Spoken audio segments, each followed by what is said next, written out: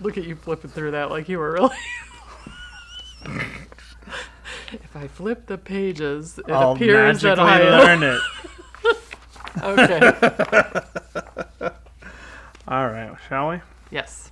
All right, we ready, Michael? We have good audio, good sound. I'm going to listen to it for a minute. Good audio and good sound. Did you see what I did there?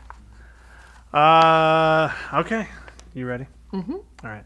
Hi, everybody. Welcome to the Big Idea Podcast. My name is Eric Bramlett, and I am joined by... Tammy Melchien. How you doing today, Tammy?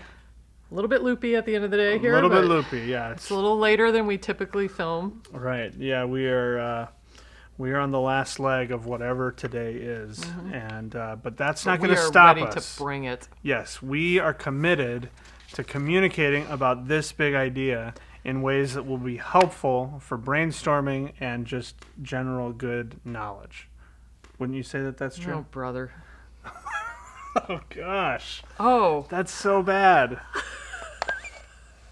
I have no filter, but I don't care. Yeah, you're right. Oh, Brother is a great segue because that's the name of this series. It is called Oh, Brother.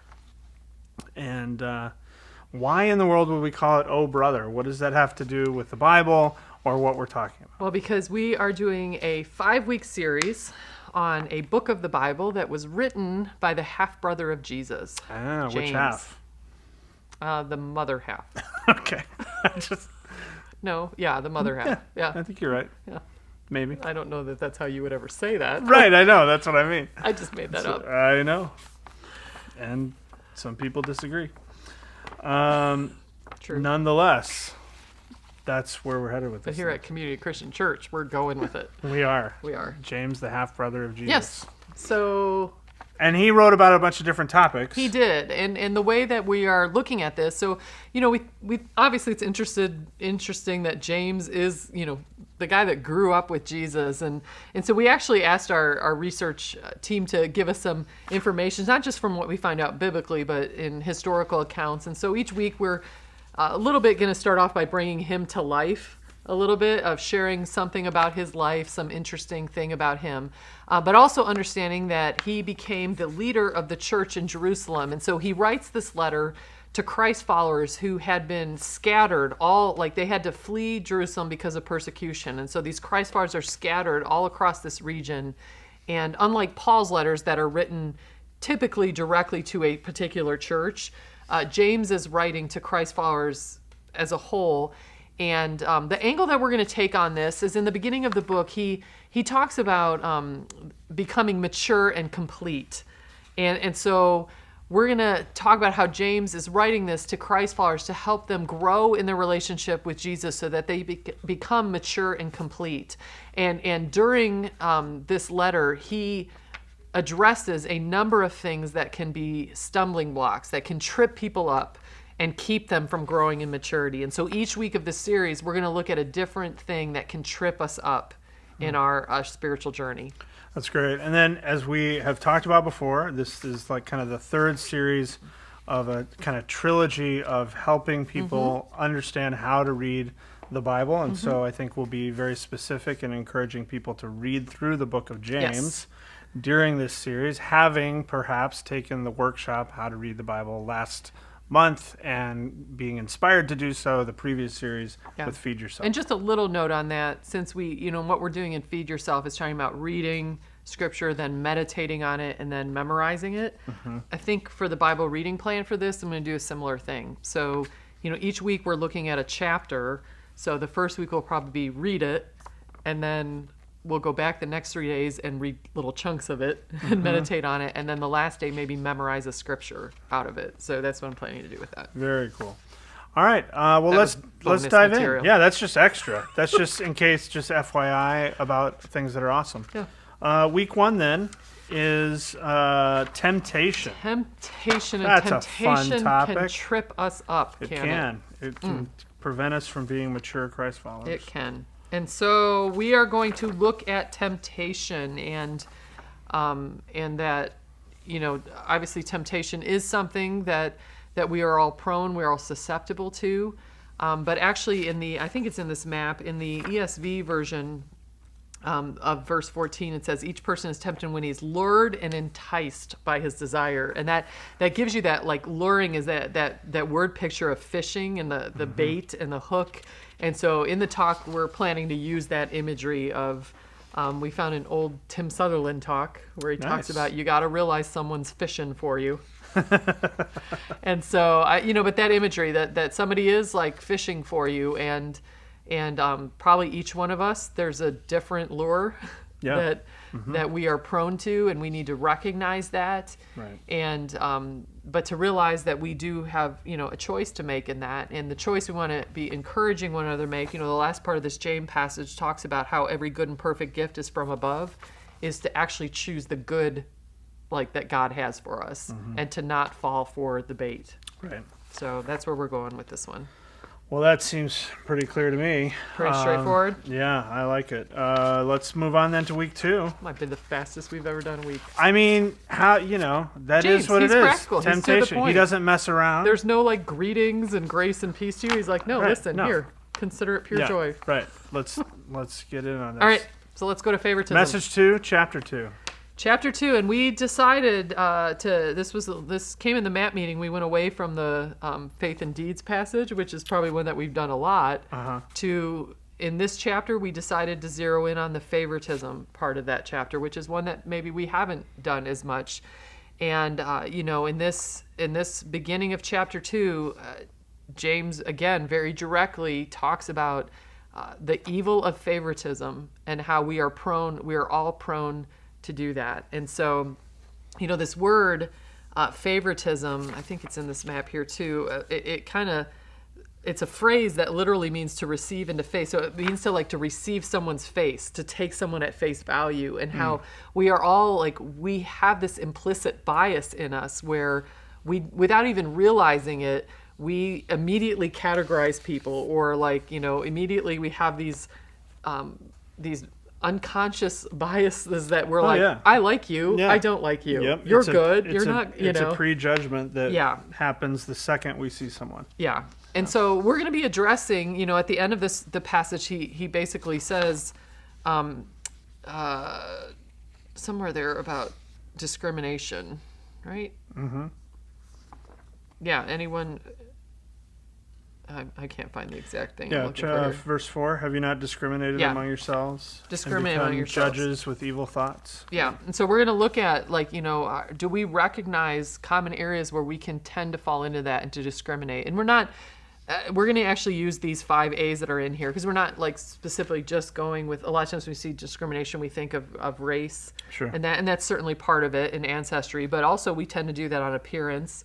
We tend to do that with age. We tend to do that with achievements. We like the winners, and we look past the not winners. Yep. Affluence, all of that. And in this passage in James, James calls this out for and I think even within the church, well-meaning people, we can do this. We can discriminate among one another, and he calls that out. And I love N.T. Wright gives a word picture, because then he talks about, okay, maybe you're not murdering, maybe you're not committing adultery, but if you're breaking the law, you're breaking the law. And N.T. Wright talks about if you have a sheet of glass, it can't be a little bit broken. It's either broken or it's not broken. And so what we're doing when we show this favoritism, when we discriminate, is we are breaking what Jesus said is part of the most important. It's love God, love your neighbor, and we're breaking that second. Breaking that law. Yeah. And so I think James is going, you may not think this is a big deal, but this is a big deal. Yeah. Yeah. It's a big deal. In there with the most important commandment. Yeah. So very good. We'll then kind of talk about some practical ways, and I think a lot of what we're going to do is on the map here, some practical ways of how we can make sure we're not doing that. Gotcha. Very good. I love it. Message 3 then. Words. Words. Oh, the tongue is a fire. Is that this one? It is. Ugh. I mean, how many things have we said during these podcasts? It bears repeating, but we shouldn't repeat it. That's the thing. Yeah. Yeah. Yeah. Our words are powerful and reflect the depth of our maturity. That is a loaded sentence right there. But we are tying all of this back into, the James' goal is that we be mature and complete. And again, our words are something that can trip us up and keep us from that. And so, again, what we have on here, I think we have a structure working through this a little bit of, how our words can be problematic. They're powerful and they're revealing, which is really what James is setting up in this passage is all problem of our words are dangerous. They can do great harm.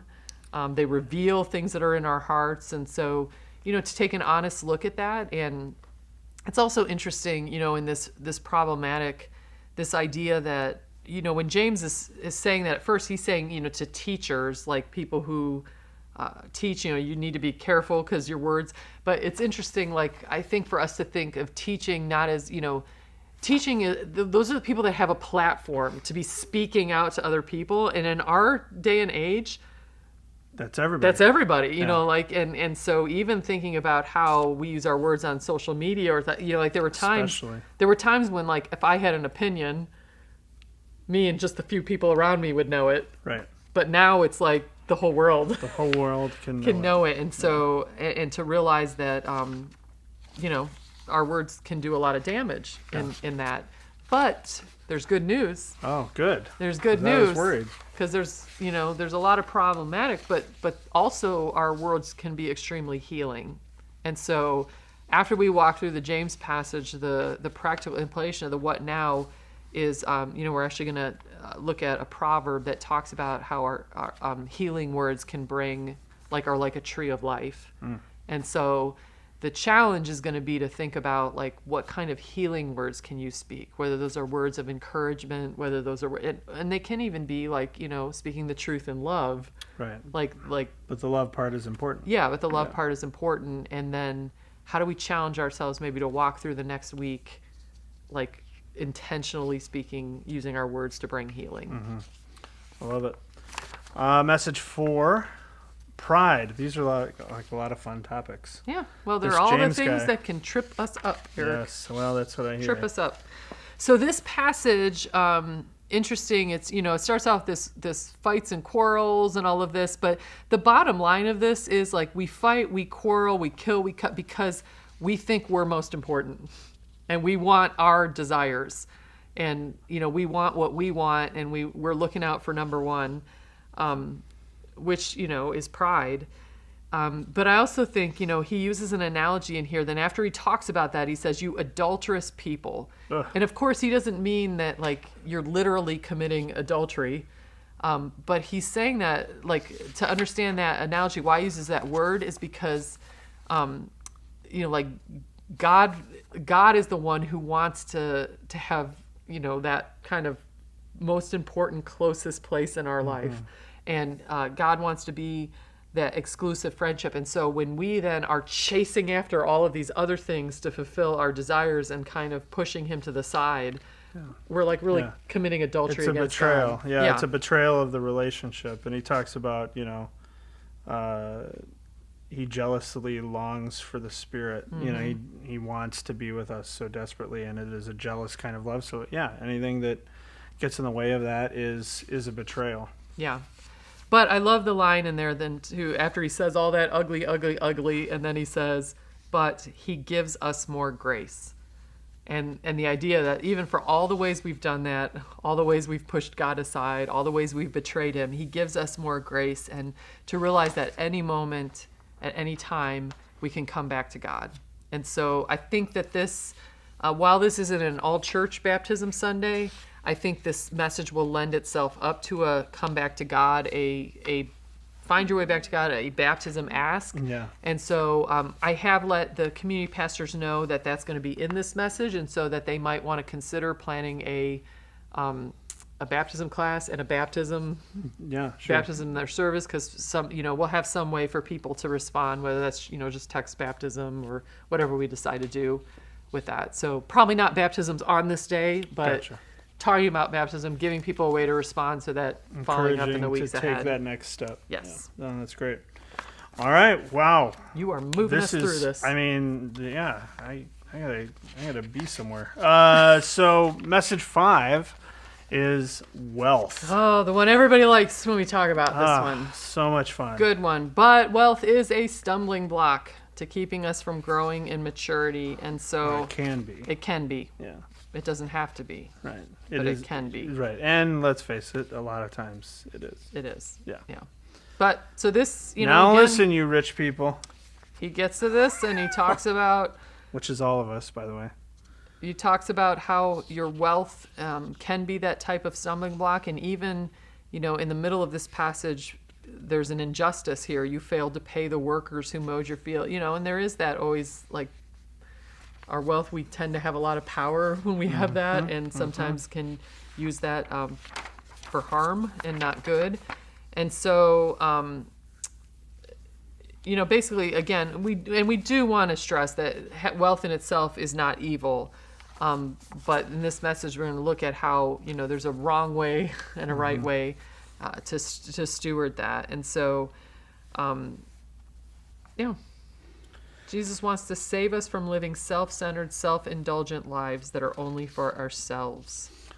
Well, it's interesting because, if you look at those back to back, like week 4 and 5, it's almost like there's a progression of like kind of the relationship and then kind of the stuff that we're managing. And I think, it's similar in terms of,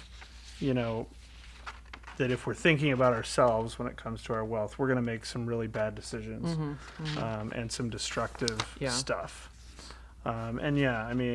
And I know it will be from James, but you've also got the Matthew piece in here. Yeah. Where your treasure is, there your heart will be is also. And I feel like this line is key too. James is warning Christ followers against setting their sights on living a life of comfort, which that's sometimes the danger of that is, of wealth and that too. And it becomes just about how do I be more and more comfortable. Sure. And instead of having a more missional kind of outward kingdom focus, mindset with our wealth. Yes. Absolutely.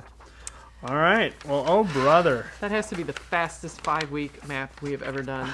We should only always time will plan tell. this when you have to be somewhere. I'm sure that many people who are listening would agree with you, except for our fans. We know that there are fans We know who you are. who, really we honestly. wonder maybe a little bit if you're could- still watching, because doesn't have to be in that meeting anymore. So Oh no, she's still watching. Still Are you watching? kidding? okay. Yeah, no. Well, maybe we'll see. We'll see if she responds to this. To I'm find sure out if she she's still will. watching. She will. She's going to be disappointed that there's not more discussion, but I think she'll understand that, James gets to the point and we needed to as And well. Eric needs to be somewhere. And I've got to be somewhere.